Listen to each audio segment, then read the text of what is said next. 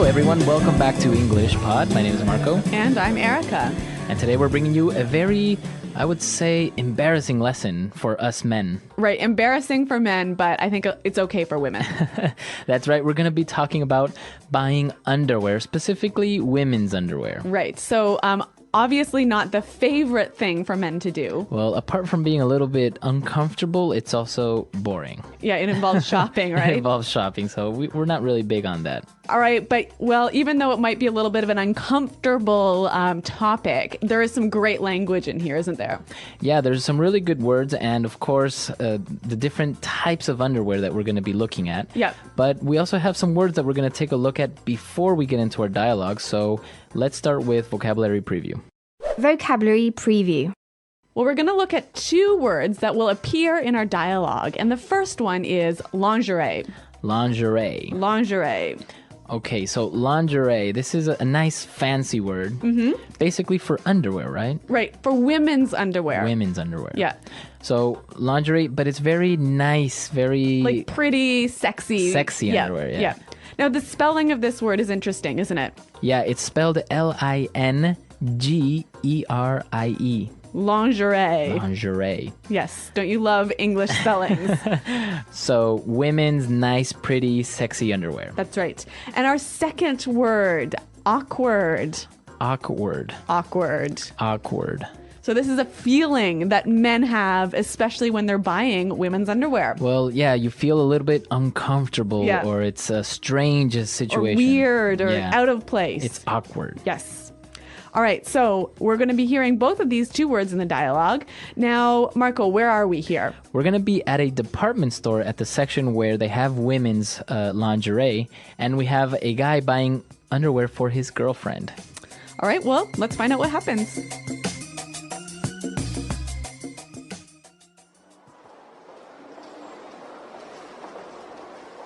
This sucks. I hate buying lingerie.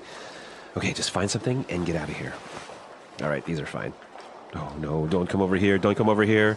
You look a little lost. Can I help you? I'm just having a look around. It's my girlfriend's birthday tomorrow. I'm trying to find her something. Well, you can't give her granny panties. Have you thought about getting her some sleepwear? We've got these lovely silky nighties, or how about some nice panties and a bra set? Look, here's a nice satin push-up bra, and you can choose a few different styles of undies to go with it. Sure, that's fine. This is so awkward. What ones do I pick? What size is she? Well, do you want a thong? Some bikini briefs? Maybe this nice pair of lacy boy shorts. Just pick something and get the hell out of here. I'll go with these two. This is mortifying. I just want to get this over with, and she better thank me for this. Here you are, sir. I'm sure she'll enjoy them. Finally. I'm sorry, sir. I'm going to have to take a look inside your bag.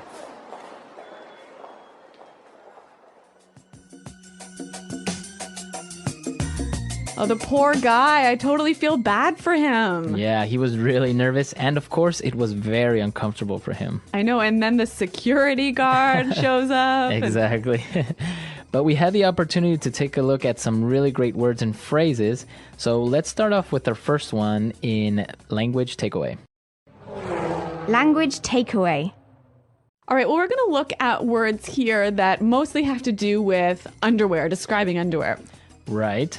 And the first one is granny panties. Granny panties. Granny panties. This isn't like a real word, right? It's not something you'll find at a dictionary. No, it's a slang word. And we use it to describe really big, ugly underwear like your grandmother would wear. All right, so they're not like the sexy little underwear. It's more like long, and it's not very appealing. Just picture what your grandmother would wear. No! All right, so granny panties. So obviously, this guy doesn't want to be buying any of those, but the saleswoman suggests that he try some sleepwear. Sleepwear. Sleepwear. Sleepwear. Okay, so sleepwear. Obviously, clothes you wear when you're sleeping. Now, this is really interesting because men aren't really that complicated when it comes to sleeping. Just throw on a t-shirt and that's it. Well, Obviously, for women, there are more options and more different things you can choose from. So Okay. it's a whole separate category I for know. women. Even when you're sleeping, you must wear something nice. Yes. One type of sleepwear is silky nighties. Nighties. Nighties. Nighties. Okay, so a nightie. It's basically a dress that you wear when you sleep. Okay. Now the pronunciation is interesting because the first 5 letters are night, Right. right? But you don't say night. You don't say nighty. You say nighty. Yeah, you make the T a D. Nighty. Now she offered him some silky nighties. Right. So silky. Obviously, we know silk is a Right. soft, shiny fabric, right? Right. So when something is silky, it's either made from silk or it's Similar. soft and shiny. Okay, so Yep. some silky nighties, very soft, shiny nighties. Exactly. Okay. What about our next word? Well, the sales girl offers different styles of undies. Undies. Undies. Undies. So undies is an interesting word. It's basically short for underwear. Underwear, okay. So you can just call underwear undies. Yes. But I think you mostly use this when you're talking about women's underwear. Oh, really? I mean, I don't know if I would say undies when I'm talking about men's underwear. No, I don't think so. Maybe children's underwear. Yeah, for children. For Yep. children, right? Yep. Okay. All right, so we saw some of the different types of clothing, but now let's take a look at this interesting adjective, mortifying. Mortifying. This is mortifying. Mortifying. Okay, so when something is mortifying, Well, I think we've got some examples to show you what that is like. Example 1. And then I fell in front of everyone. It was mortifying. Example 2. I was completely mortified when I realized what I had done. Example 3. It must have been mortifying for her when she realized that her underwear was showing. so basically it's very embarrassing. Super embarrassing. You want to die almost. Yep. Okay. Which is interesting. I mean, mort. Right? Yeah. From death, French. right? Yeah. Interesting. All right. Well, etymology here at English Pod.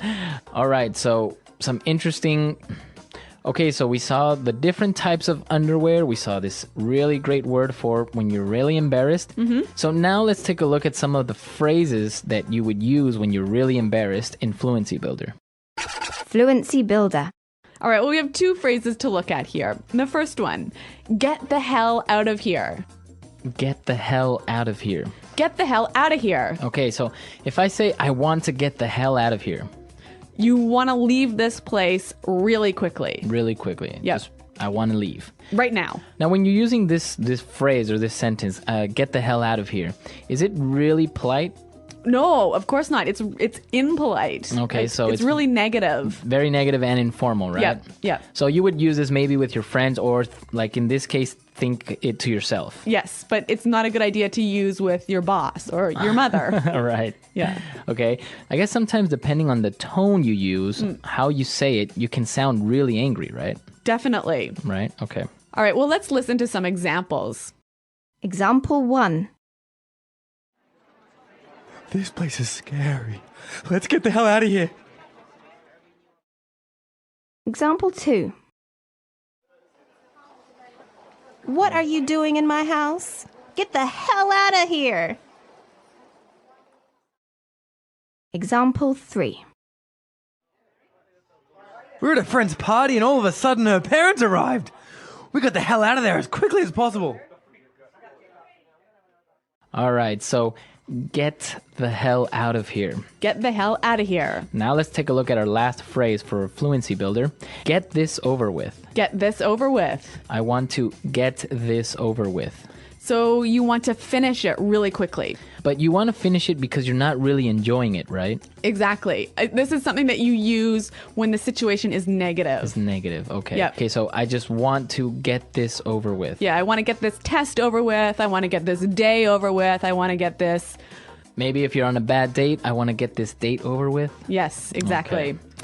All right, well, interesting phrases. And I think it would help us to hear them once more in context in the dialogue.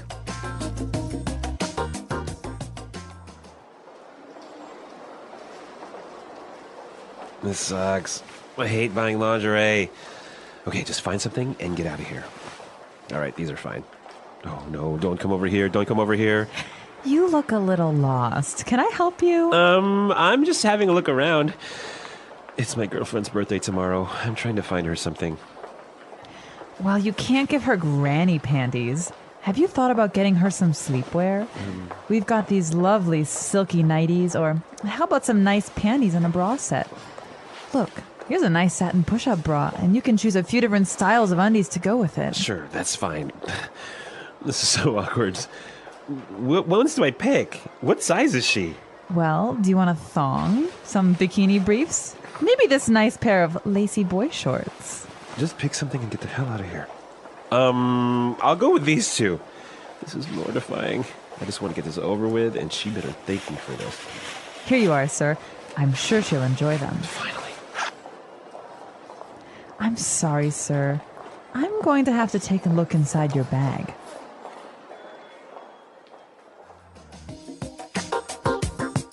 All right, so I guess this situation is very common. Men either having to shop for this type of article for their girlfriend or wife because it's their birthday. Yep. Or sometimes we get dragged into a store to buy this So you're stuff. shopping with your girlfriend and she's going to make you go look at underwear with her. Yeah, I usually don't do that though. I'll just go to the next section and just look around. Look at tools. Look at TVs and Yeah. PlayStations. Yes. But you know what? I have seen some men who go shopping with their girlfriends or wives and actually enjoy buying underwear. See, that's the thing. I think it makes sense, but I don't know how comfortable you would actually be. I don't know why. I guess it's just how it indicates sexuality and all Yeah. this stuff. Oh, well. Like, I could do it for maybe 5 or 10 minutes, give my professional advice, and then Yeah. I'm out of there. All right. Well, maybe those guys who look like they're enjoying themselves are just really talking in their heads, telling themselves how much they hate this. Exactly. Maybe they're just They're pretending. pretending or listening to their iPod. Well, tell us, guys, I know we've got a lot of male listeners. Tell us what you think. Are you embarrassed by women's underwear? Right. Or women, why aren't you embarrassed when you buy men's underwear for your boyfriend or husband? I think there's a lot to talk about here. So come to our website at englishpod.com. Right. Leave your questions and comments. And of course, tell us what you think about this topic. Well, thanks for downloading this lesson. And until next time, goodbye.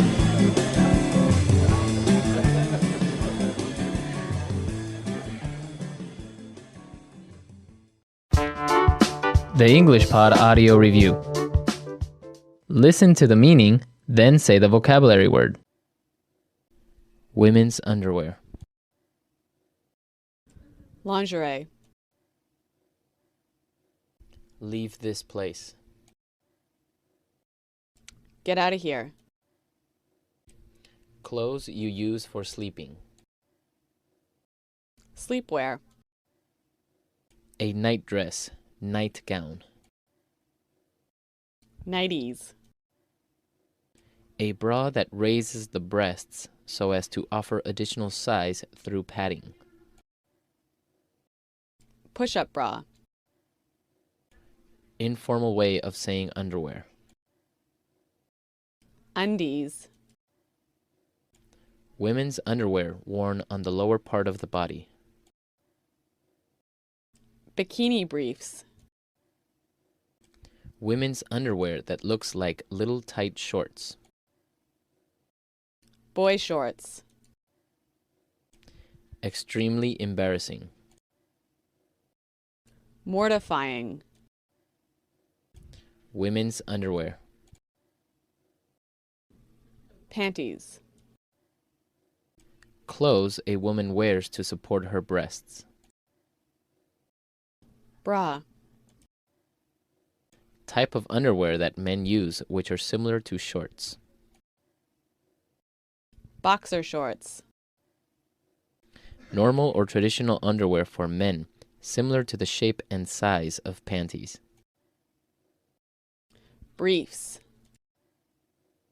A term used to describe when a person is not wearing any underwear. Going commando. A garment worn under the clothing used to mold and shape the torso into a desired shape for aesthetic or medical purposes. Corset. British English, same as panties. Knickers. Let's try that faster. British English, same as panties. Knickers. Women's underwear. Lingerie. Type of underwear that men use which are similar to shorts. Boxer shorts.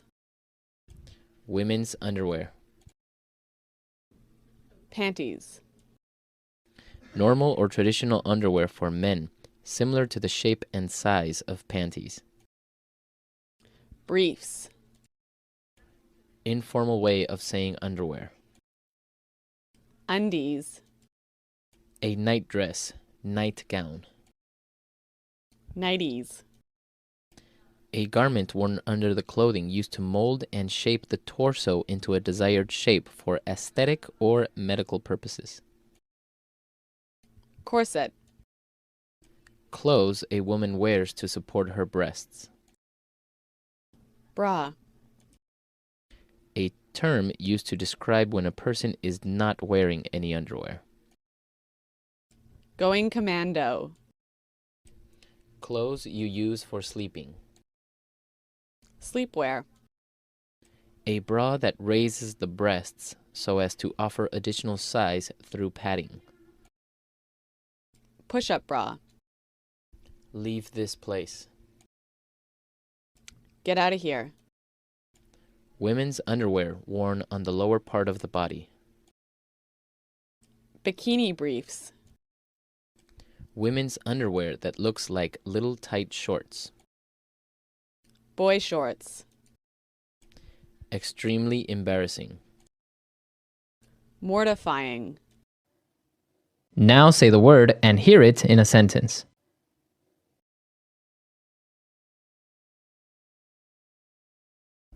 This sucks. Now I have to wait another hour for the next train. That movie sucks. It's so boring.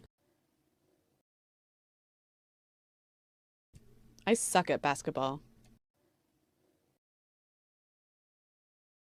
Let's have a look around before we decide.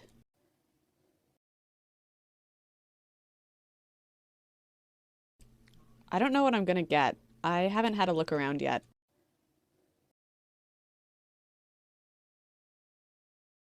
Do you want to have a look around and see what's available?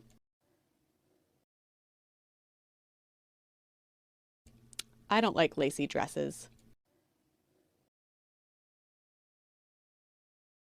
These flowers are so lacy and delicate. It's too lacy. I don't like it. Mortifying. And then I fell in front of everyone. It was mortifying. Mortifying. I was completely mortified when I realized what I had done. Mortifying.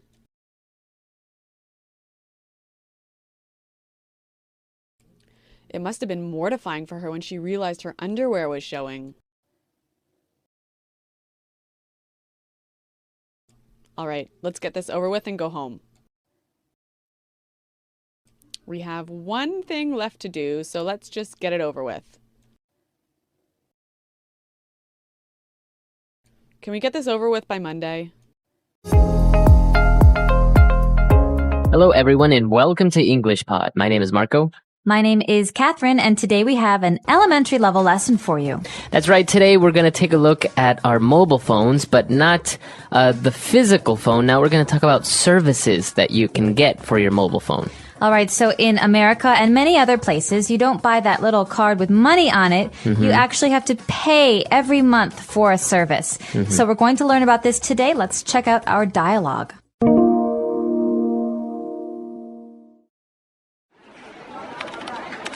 Telco Mobile, how can I help you? Yes, I'd like to activate my voicemail service, please. Certainly, sir. We currently have a special promotion where we include voicemail services, call waiting, and also three-way calling. Sure, that sounds great. Are there any other fees? Not at all. No hidden fees or surcharges. It is a flat monthly rate. Perfect. I also wanted to know if there's any call forwarding service. I am usually out of town and would like my calls to be forwarded to a local number. Yes, of course. We can activate all these services in about an hour. All right, we're back. So now let's take a look at some of these services on Language Takeaway. Language takeaway. So, Marco, the first word that I wanted to talk about today is this verb, to activate. That's right. We have a verb here, to activate. And this means to make something start to work, to make something begin. That's right. So, to turn on. But you don't say, hey, can you activate the light? Right. You wouldn't say that. You say, can you turn on the light? But to activate means to start a service. That's right. So this is what we want today. We want to activate some services. And the first one that we asked for is voicemail service. Voicemail service. Now let's think about the words that make up this one word. Voicemail. Voicemail. So it's like a mailbox for your phone. That's right. Where you leave messages, obviously not text messages, but you leave voice messages. That's right. So, I'm sorry, I cannot answer the phone right now. Please leave a message after the beep. Beep. That's my voicemail message. That's right. So it's actually a very useful thing. We'll talk about that a little bit later. But let's take a look at our next service. We also want to get call waiting. All right, so this is a very interesting service. I don't know if they have this in other parts of the world, but in America, if I'm talking on the phone to you, Marco, and we're having a nice conversation, but then my mom calls, when I'm talking, I hear beep, beep, beep. I hear some sounds, and that means someone else is trying to call you. That's right. All right, so you can't hear this, but I can hear this. And that means if I want to talk to my mom, I'll say, hey, Marco, listen, someone else is calling. Can I call you tomorrow? That's right. So actually, call waiting is a very useful service because the person that's calling you will never get a busy signal. Right. You'll always seem available. But the good thing is that you can switch between calls. So I could say, hey, Marco, listen, I think that's my mom. Can you hold? Can you wait? I will be right back. And then I push a button, and then I can talk to my mom. And then my mom says, okay, I'll talk to you later. I push a button, and then, Marco, you're there. That's right. That's right. Very useful service as well. Now, let's take a look at our next service that we are also getting as part of this package. We are getting three-way calling. So from the name of this, we can think of three people talking, all right? So maybe, Marco, you want to talk to my mom too. That's right. So we can talk, and then we add another person. So you can call a third phone number, 1, 2, 3, me, you, and someone else, and the three of us can talk at the same time. That's right. So it's kind of a way of having a small conference between three people. That's right. And so this is what you can do with three-way calling. You can call two people simultaneously and talk to them at the same time. So a lot of great services here. I think we've learned a couple of different things. Why don't we review it and listen to the dialogue again?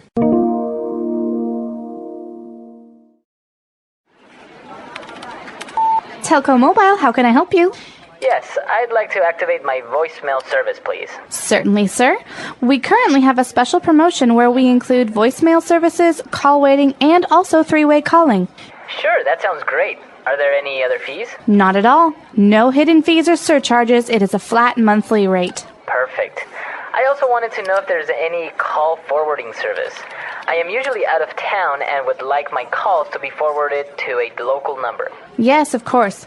We can activate all these services in about an hour. All right, we're back. So now let's keep on going here towards the last half of our dialogue. Let's take a look at some more words on Language Takeaway Part 2. Language takeaway.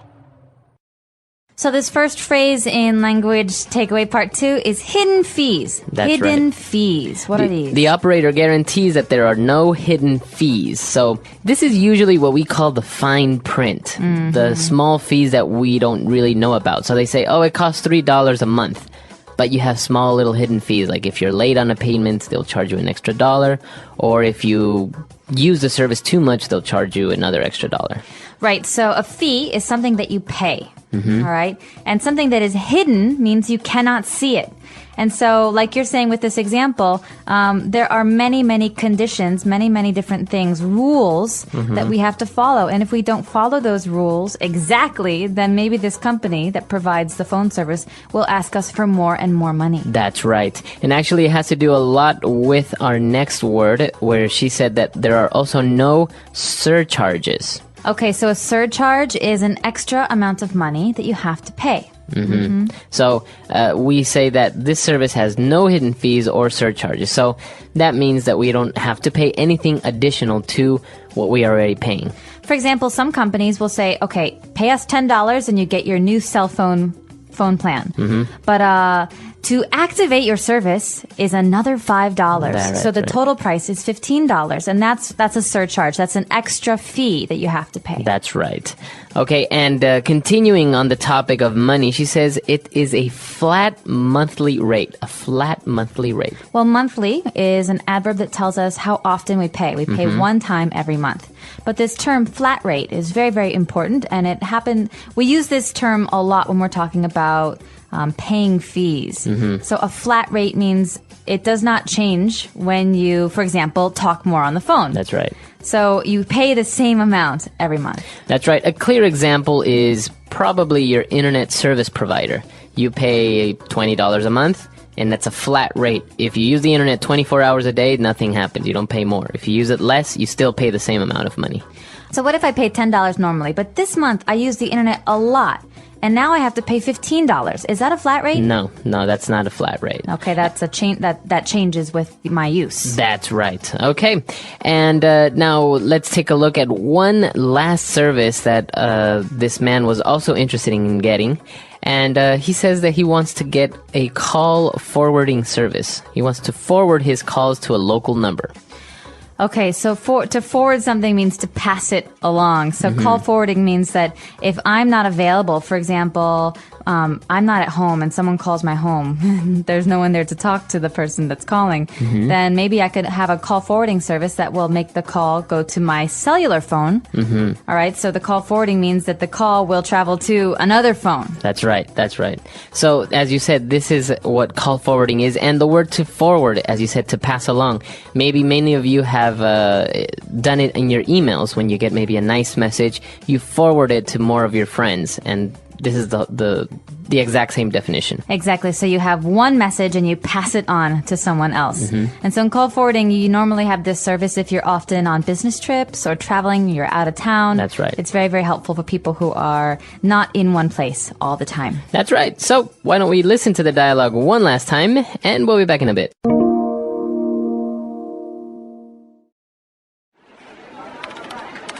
Telco Mobile, how can I help you? Yes, I'd like to activate my voicemail service, please. Certainly, sir. We currently have a special promotion where we include voicemail services, call waiting, and also three-way calling. Sure, that sounds great. Are there any other fees? Not at all. No hidden fees or surcharges. It is a flat monthly rate. Perfect. I also wanted to know if there's any call forwarding service. I am usually out of town and would like my calls to be forwarded to a local number. Yes, of course. We can activate all these services in about an hour. So talking about all these services, it's very interesting because many of these services are not really available everywhere in the world. Like, for example, voicemail. That's right. So in China, no one really has voicemail. It's very strange for an American because you think, well, if I'm not home, I want to know why this person called. But oftentimes you just have to call back and find out. That's right. And actually, I really think that voicemail service is a very good thing, especially if you need to leave a message for someone. You know, hey, we're at the restaurant, call me back when you have a chance. But also, call waiting. I really, really hate to call someone and have the busy, the busy tone. Beep, beep, beep, beep. And then you know that they're on the telephone, but you don't know when they will stop talking on the phone. This really annoys me too, especially when I call for delivery food from a restaurant.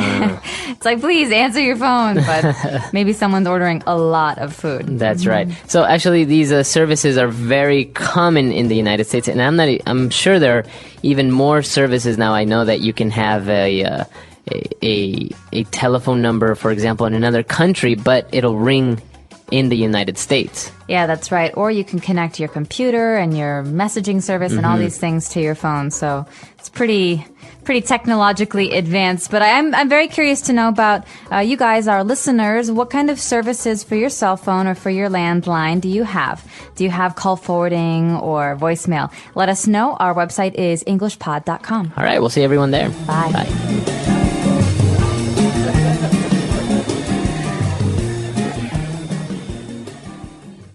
Hello and welcome to the English Podcast Zone. I'm so glad you're here because today we are diving into a topic that almost everyone deals with: mobile phone services. We use our phones every day, probably too much, but how well do we actually understand the services behind the scenes? Services like voicemail, call waiting, call forwarding, these aren't just technical terms. They are part of everyday communication, especially if you're living, working, or traveling in an English-speaking country. Let's start with a simple but powerful word you'll hear a lot: activate. This verb means to turn something on, to make it start working. In the world of phones, you don't just use features, you have to activate them. For example, you might say, "I want to activate my voicemail," or "Can you activate international calling on my plan?" Notice how natural that sounds. In English, especially in business or customer service settings, activate is the polite and formal way of saying turn on. And speaking of voicemail, this is one of the most common phone features, especially in the US and Canada. If someone can't answer your call, you leave them a voicemail, a voice message that they can listen to later. It's like a spoken version of a text. Many companies and professionals rely on voicemail, so it's a great feature to know how to talk about. You might hear or say, "Please leave a message after the beep," or "Sorry I missed your call, I just heard your voicemail." Let me give you a practical example. Imagine you're calling your new English-speaking friend, but she doesn't answer. Instead, you hear, "Hi, this is Sarah. I can't come to the phone right now. Please leave a message." That's a voicemail greeting. You reply, "Hey Sarah, this is Ali. Just calling to confirm our coffee meeting tomorrow. Call me back when you can." Simple, natural English, but so powerful in real communication. Now let's talk about something that confuses a lot of people: call waiting. If you've never used it before, here's how it works. You're talking to someone on the phone, and another person calls you. Instead of getting a busy signal, they get a ringing tone. On your end, you hear a little beep. That beep tells you someone else is calling. You can either ignore the second call, or you can switch over and talk to the new caller. In English, you'd say, "Hold on, I've got another call coming in," or "Let me switch over to the other line." That's real, native-level phone language. Now I want to give you a great phrase to add to your vocabulary. Can you hold for a moment? This is what you say if you want someone to wait on the line while you answer the second call. It's polite, simple, and used all the time. Let's keep going with more essential mobile phone services that you'll definitely come across in English-speaking environments. One powerful feature many people love is three-way calling. Now, what does that mean? Well, it's pretty much what it sounds like: you, plus two other people, all talking together in the same phone call. It's like a mini conference call, and it's incredibly useful for work, family chats, or planning something with friends.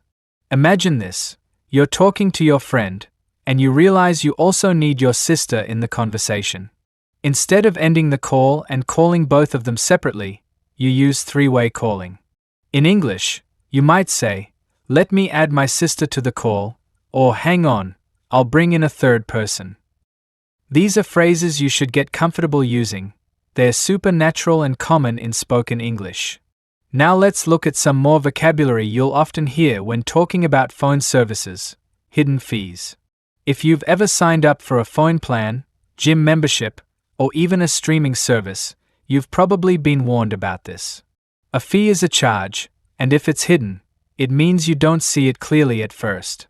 It might be buried in the fine print, only showing up after you've already made the payment.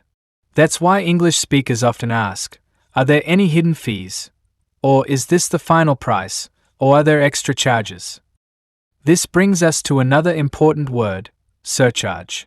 A surcharge is an additional charge added to the original price, usually for extra services or because of certain conditions.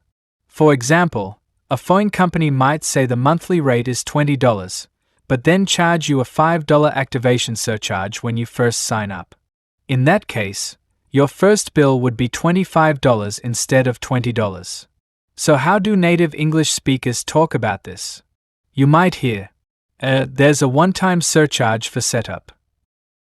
We don't have any hidden fees or extra charges.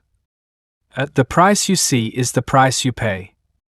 These are excellent phrases to learn if you ever need to speak with customer service, especially in English-speaking countries. Now, let's talk about something every phone user loves to hear, flat monthly rate. The word flat here means fixed or unchanging. If you have a flat monthly rate, you pay the same amount every month, no matter how much you use the service. This is great because it helps you avoid surprises on your bill. In real life, people might say, it's a flat $30 a month, no matter how many calls you make. Do you offer a flat rate, or does the price depend on usage? These kinds of questions show confidence and fluency in English. Learning this kind of language helps you in more than just phone situations. It makes you better at handling services, subscriptions, and agreements in English-speaking countries. So now you know how to talk about three-way calling, hidden fees, surcharges, and flat rates, useful words that will help you sound more natural, more confident, and more fluent. Let's now explore another extremely useful feature you might need to discuss in English, call forwarding. This service allows you to redirect calls from one number to another. For example, if you're traveling and don't want to miss important calls, you can have them forwarded to your temporary number. In English, we say things like, I need to forward my calls while I'm out of town, or can I set up call forwarding to my office line? The verb to forward means to send something onward, to another place or person. You might already use this word with emails. I'll forward you the email. With phone calls, the meaning is the same, you're just sending the call to a different destination. This is especially useful in professional settings. Imagine you're on a business trip and you want to make sure your clients can still reach you. You could say, please forward all incoming calls to my mobile. Is there a way to forward calls after office hours? These are natural, professional ways to speak about it. Now let's introduce a few more essential expressions that you can use when discussing phone service plans. One of them is monthly plan. When you hear someone say, what kind of monthly plans do you offer? They're asking about different pricing and service options that are billed once per month. Here are a few useful phrases. I'm looking for a basic monthly plan with unlimited texting. Does your monthly plan include data and international calls? I want a prepaid monthly plan, no contracts. You see how flexible and practical that language is? It helps you ask smart questions when choosing a service. Now, let's take a look at another common term, contract. A contract is a written or spoken agreement between you and the service provider. Many phone plans require you to sign a contract for 12 or 24 months. That means you agree to pay for the service every month for the whole period. People often ask, is there a contract? How long is the contract term? What happens if I cancel before the contract ends? These are important questions to understand because canceling a contract early often means paying a cancellation fee, which is another key phrase. Let's go over that phrase. A cancellation fee is the money you must pay if you end the agreement before the contract period is over. For example, I canceled my plan and had to pay a $100 cancellation fee.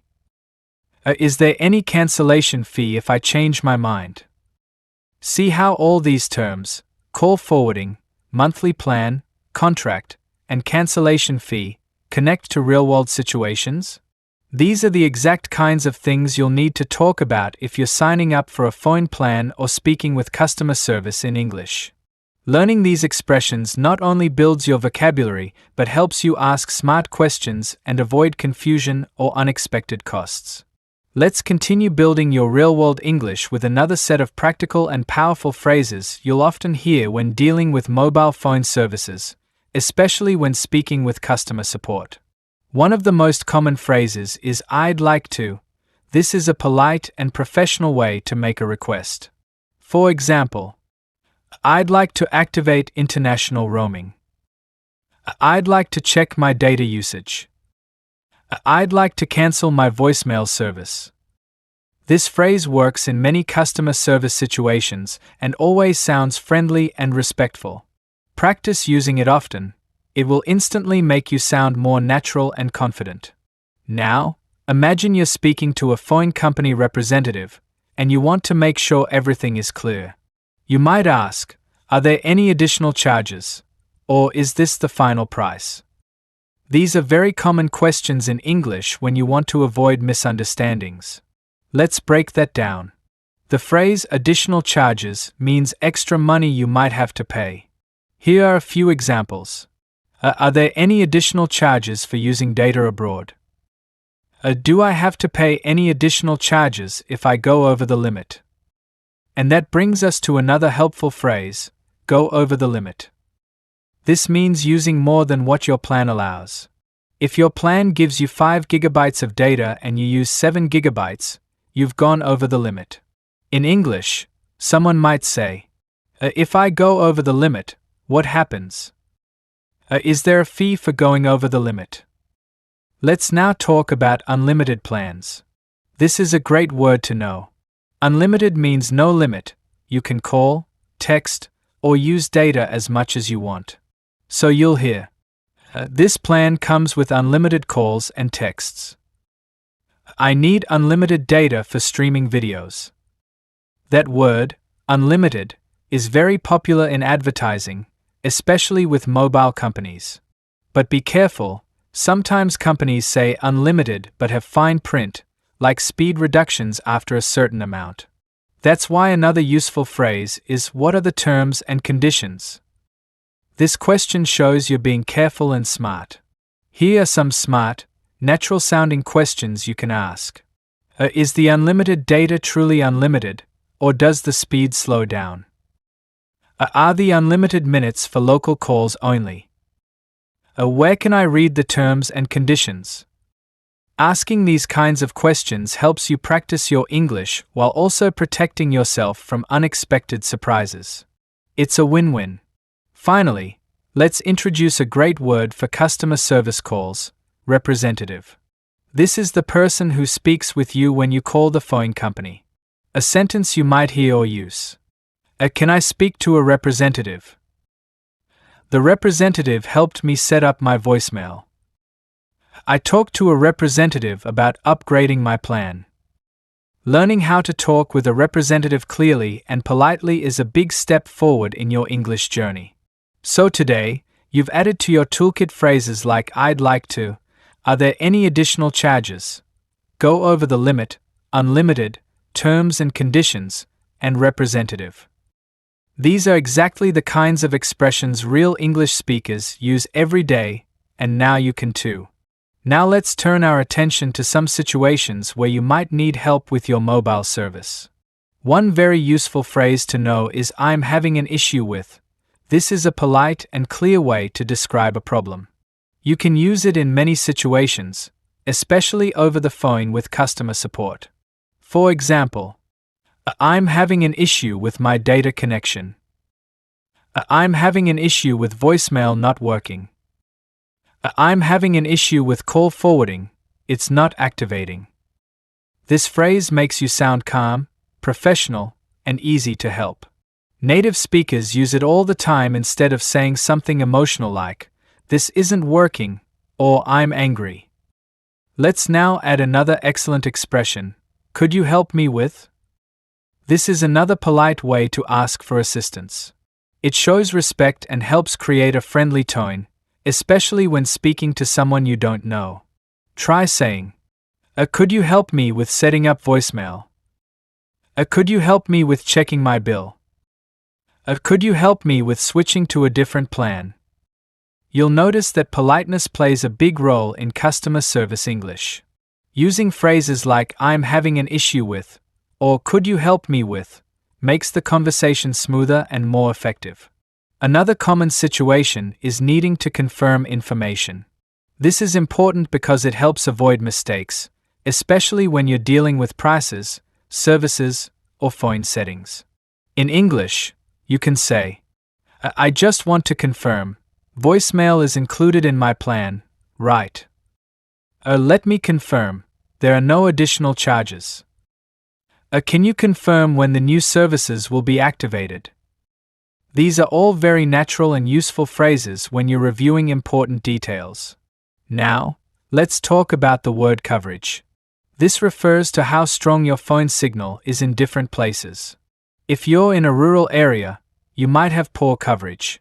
In the city, you might have full coverage. English speakers often say, how's the coverage in this area? I need better coverage when I travel. This provider has excellent national coverage. Coverage is an important word in any conversation about mobile service, especially if you're choosing a provider or moving to a new place. Let's also look at the term network provider or simply provider. This means the company that gives you your phone service. Examples are companies like Verizon, AT&T, Vodafone, or T-Mobile. You might say, which provider do you use? I'm thinking of switching providers. My provider has great customer service. Speaking of switching, here's another phrase you'll want to know: switch providers or switch plans. These are very common phrases when someone wants to change their service. For example, I'm not happy with my current plan. I'm thinking of switching providers. I want to switch to a cheaper plan with better data. All of these phrases are part of fluent, everyday English. By using expressions like I'm having an issue with, could you help me with, confirm, coverage, and switch providers, you're developing the language skills needed to manage real-life situations with confidence. These are the exact expressions native speakers use, and now you can too. Let's now talk about something very practical: setting up your phone service for the first time. Whether you've just moved to a new country, bought a new phone, or changed providers, this is a situation where you'll need the right English vocabulary and phrases. One of the most common actions is to set up an account. You'll often hear or use the phrase, I'd like to set up a new account. Can you help me set up my account? What information do you need to set up the service? This verb phrase, set up, means to begin or arrange something so it works correctly. It's extremely common in both technical and everyday English. You may also be asked to provide personal details. These could include your name, address, email, and sometimes a form of ID like a passport or driver's license. You might hear questions like, can I have your full name, please? What's your current address? Do you have a valid ID with you? Learning how to confidently answer these questions helps you move through the setup process smoothly. Next, you might hear the word billing. Billing refers to how you're charged each month. A common question is, would you like paper billing or electronic billing? That just means, do you want a paper bill sent to your home or a digital bill sent by email? And of course, they'll want to know how you plan to pay. This is where the phrase payment method comes in. You might be asked, what's your preferred payment method? Will you be paying with a debit card or credit card? Would you like to set up automatic payments? If you choose automatic payments, that means the company will automatically take the payment from your account every month. Many people like this because they don't have to remember due dates. But make sure your balance is always enough, otherwise, your payment could fail. Let's also talk about data plans, a key topic for modern phone users. Data is what your phone uses to connect to the internet when you're not using Wi-Fi. Plans usually offer a certain number of gigabytes, GB, per month. Useful sentences. How much data does this plan include? What happens if I use all my data? Do you offer rollover data? Let's pause on that last one, rollover data. This is a useful term. If you don't use all your data in 1 month, some providers let the unused amount roll over to the next month. So, if you only use 3 gigabytes out of your 5 gigabytes plan, you get to keep that extra 2 gigabytes. You could ask, does this plan come with rollover data? Is there a time limit for using rollover data? These are smart, practical questions that show you understand how phone services work. Finally, it's a good idea to ask about customer support. You might want to know, do you offer 24/7 customer support? Is support available in other languages? What's the fastest way to reach customer service? Good customer support can make a big difference, especially if you run into technical issues or have questions about your bill. So in this part, we've covered useful language around setting up a phone service, including phrases about accounts, billing, payment methods, data plans, and support. All of these are essential for handling your phone service in English with confidence and ease. Now let's look at some typical real-life situations where you might need to talk about mobile services in English. One of the most common scenarios is when you travel internationally. In this case, you'll want to ask about international roaming. Roaming means using your phone outside of your home country. It often costs more, so it's important to understand the options clearly. You might hear or say, does this plan include international roaming? How much does roaming cost in Europe? Can I receive calls while roaming abroad? A related phrase is roaming charges. These are the extra fees you pay for using your phone overseas. Many travelers forget about these and end up with a huge bill. So, always ask, what are the roaming charges for my destination? Is there a daily roaming pass I can use? Another option you might want to explore is international calling. This allows you to call people in other countries from your own phone. Some mobile plans include this, while others charge extra. Here are some great questions to use. Is international calling included in my plan? What's the rate for calling the UK or India? Can I add an international calling package? Sometimes, people want to block international services to avoid high charges. In that case, you could say, please block all international calling on my line. Can you turn off roaming for this number? Next, let's introduce the word SIM card. This small chip goes into your phone and connects it to your mobile network. When you travel, you might need to buy a local SIM card to avoid expensive fees. Useful questions. Can I use my phone with a local SIM card abroad? Do I need to unlock my phone first? Where can I buy a prepaid SIM card? That last question brings us to another helpful phrase, prepaid. A prepaid plan means you pay in advance for your minutes, texts, and data. There's no contract, and you only use what you've paid for. Many travelers and students prefer prepaid plans. You might say, do you have any prepaid data plans? I'm looking for a prepaid SIM with 10 gigabytes of data. Can I recharge my prepaid account online?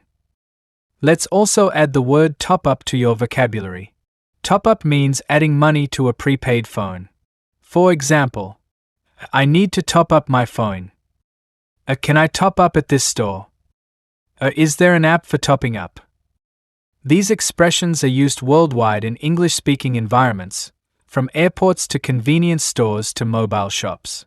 Let's now dive into a situation that happens to almost everyone: technical problems with your phone service. These moments can be frustrating, but knowing how to describe the issue in clear, polite English can make everything easier and faster. First, let's learn a few key phrases you can use when something isn't working. For example, I'm not getting any signal. My data isn't working. I can't make or receive calls. These are clear and direct ways to describe what's wrong. If you call customer service, you might start with, Hi, I'm having trouble with my connection. My phone has no service, even in areas where I usually have full coverage. Now, let's add some more useful vocabulary. One common word you'll hear is outage. This means a temporary loss of service. For example, is there a network outage in this area?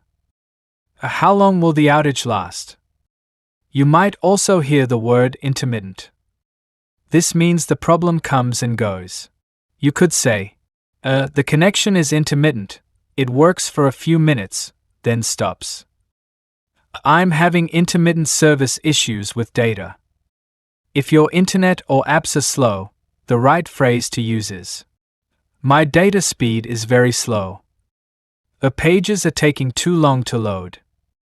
When speaking to a representative, it helps to give details.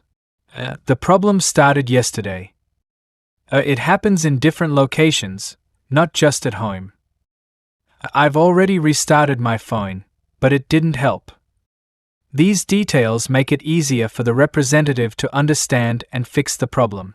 Let's also cover some helpful customer service questions you might hear. Can you please verify your phone number? Have you tried resetting your network settings? Are you using Wi-Fi or mobile data? And here's something important to know. If the issue can't be fixed right away, the representative might say, we'll escalate this to the technical team. That means they are passing your case to a more advanced support level. Or they might say, we'll open a support ticket for you. This means they'll track the problem in their system and follow up with updates. You could also ask, will I be notified when the issue is resolved? Is there a ticket number I can refer to? Sometimes, people feel upset when dealing with technical problems, but remember, staying calm and using clear, polite English will help solve the issue faster. Try phrases like, I appreciate your help. Thanks for looking into this. Please let me know if you need any more information. Now let's talk about another important topic, upgrading or changing your phone plan. As your needs change, you might want more data, better coverage, or new features. Knowing how to speak clearly about upgrades in English can save you time and money, and help you sound fluent and professional. Let's begin with a simple but powerful sentence. I'd like to upgrade my current plan. This tells the provider that you want something better than what you currently have. You can also be more specific. I need more data. Do you have a plan with 10 gigabytes or unlimited? I'm looking for faster data speeds. Can I add international calling to my current plan? These are real, everyday ways native speakers talk when customizing their service. You might also want to downgrade, which means switching to a smaller or cheaper plan. For example, I'm not using all my data, can I downgrade to a smaller plan? I want to reduce my monthly cost. These phrases show that you're aware of what you're paying and how much you really need. That's smart communication.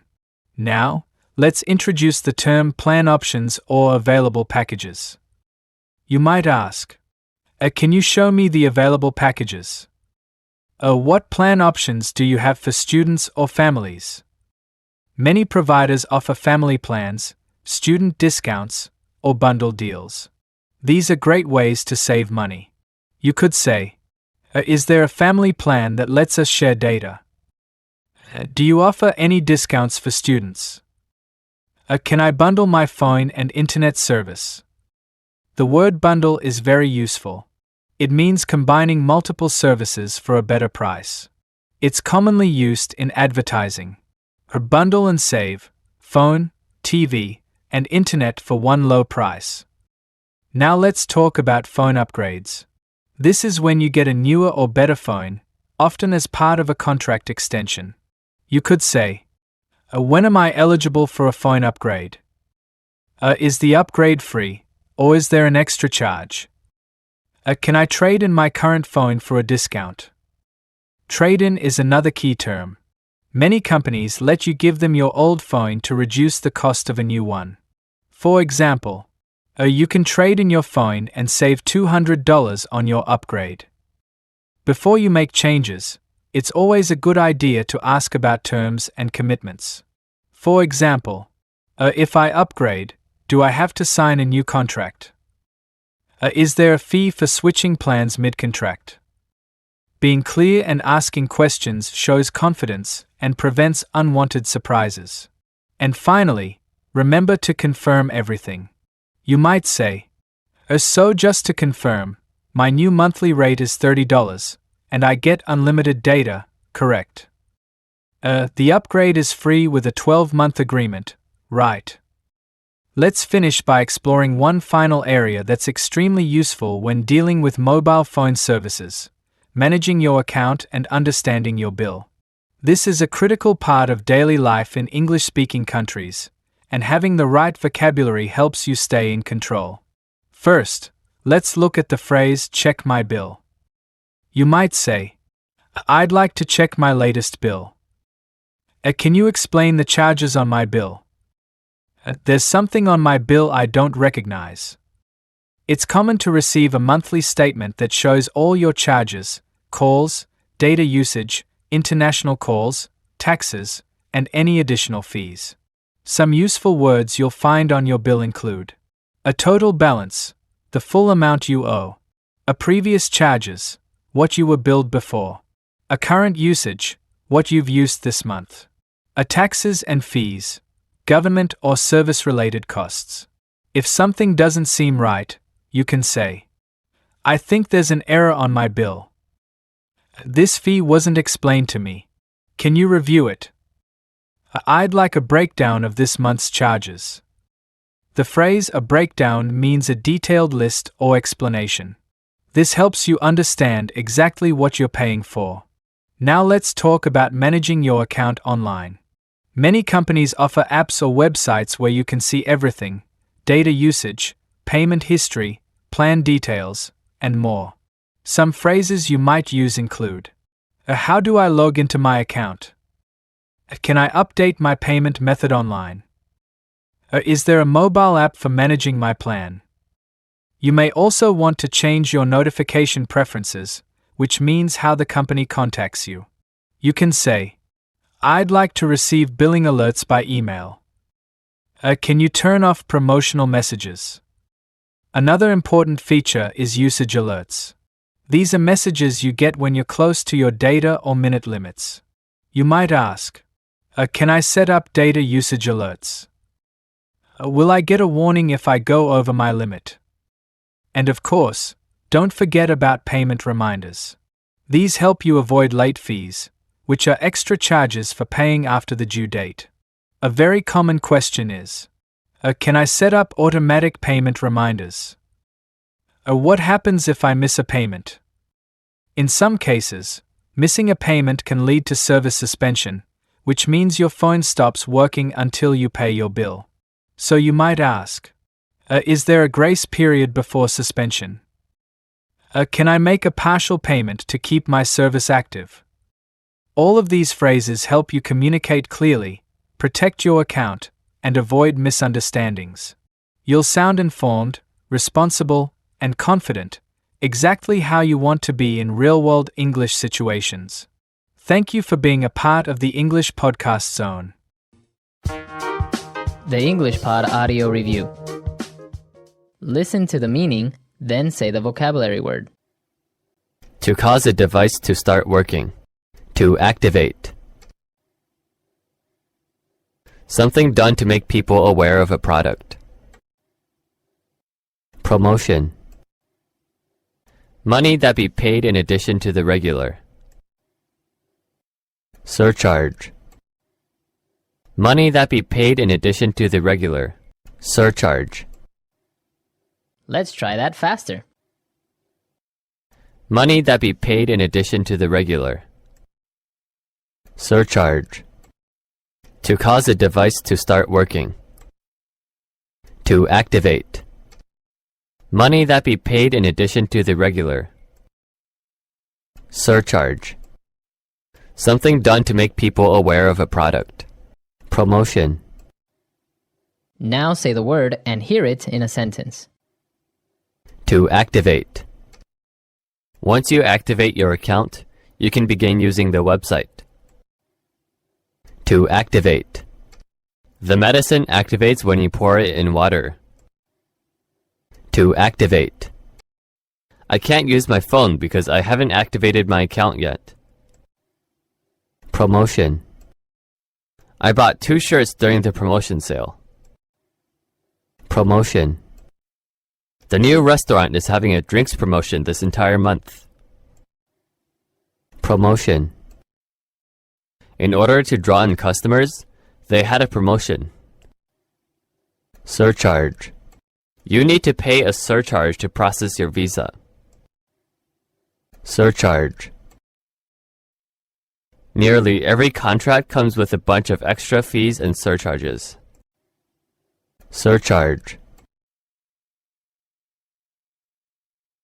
I was surprised that there were no surcharges to my bill. Surcharge. If you use your phone a lot, it's better to pay a flat monthly rate. Surcharge. The hotel charges a $100 flat rate. Surcharge. You can get internet in your home for a low flat rate.